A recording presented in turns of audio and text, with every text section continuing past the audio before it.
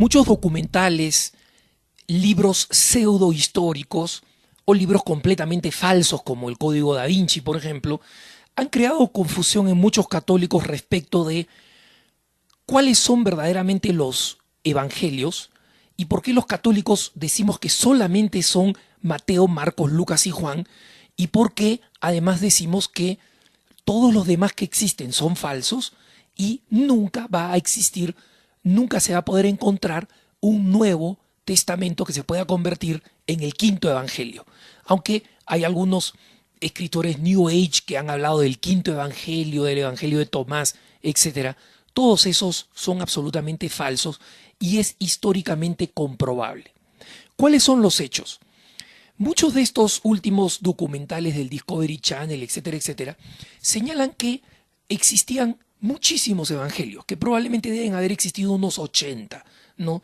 Y que la selección de los 4 evangelios, Mateo, Marcos, Lucas y Juan, es una selección arbitraria, que en algún momento se decidió eliminarlas. Y se le echa la culpa a Constantino, al emperador, que en el siglo IV habría decidido esta va a ser la Biblia y esta no, por cuestiones puramente políticas.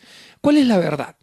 La verdad histórica es que Jesús no fue seguido por una multitud, los mismos evangelios lo atestiguan. Una multitud lo siguió después de la multiplicación de los panes y peces, pero cuando viene el famoso discurso del pan de vida, la multitud lo abandona.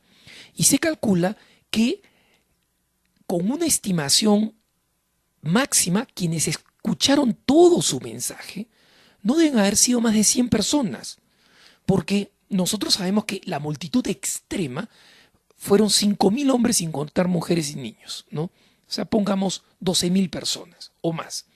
Pero esas solamente fueron los picos de la multitud. Jesús huyó de esa multitud. Jesús no hubiera podido pronunciar el sermón de la montaña si hubieran habido 5.000 personas. No habían micrófonos, no habían megáfonos, no había manera de hablarle a 5.000 personas, ¿no? Entonces, las multitudes eran unas multitudes relativamente limitadas y que lo hayan seguido en todo momento no era un tropel. Así que entre los seguidores, incluyendo los 12, las santas mujeres, algunas personas de las que nos habla la Biblia, como por ejemplo aquellos personajes que se acercan de noche, aquellos rabinos que creían en él, que le venían y le consultaban, como José de Arimatea, por ejemplo, no llegarían más de 100 personas. Si nosotros consideramos que era muy costoso escribir, porque no había papel, el papel no era barato, se tenía que hacer papiros o tenía que escribirse en cerámica, grabando con una cierta lentitud, esperando que digamos que luego se seque el barro, ¿no? En estas tablillas. Él solamente tenía acceso a la escritura y la lectura el 3% de la población. En consecuencia, si al Señor lo seguían 100 personas, es muy probable que 3 o menos hayan estado en capacidad de poder escribir evangelios.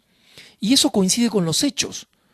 De los 4 evangelistas, nosotros sabemos con certeza que solo 2 fueron testigos directos. Los 2 apóstoles que forman parte de los 4 evangelistas, Mateo y Juan, el discípulo amado. Sabemos con certeza que Lucas es un converso griego que escribe a partir del testimonio de otros, principalmente de San Pedro y de la Virgen María. Por eso es el único que lleva la anunciación, el único que lleva la visitación, etc. Luego, nosotros tenemos de Marcos, que no se sabe si fue testigo directo, pudo haber sido el niño que solamente Marcos describe que huye desnudo cuando los soldados en el huerto de Getsemaní tratan de capturarlo. Entonces, existe duda de si es que esa tercera persona fue testigo directo o no, o escribió en base a testigos directos, pero lo que sabemos es que definitivamente es alguien de las primeras épocas y probablemente sea el primer evangelio escrito, ¿no? Se disputa con Mateo ese privilegio. Sabemos que el último fue Juan, que lo escribió alrededor del año 90, ya anciano, era el menor de los discípulos, el único que vivió hasta esa fecha, ¿no?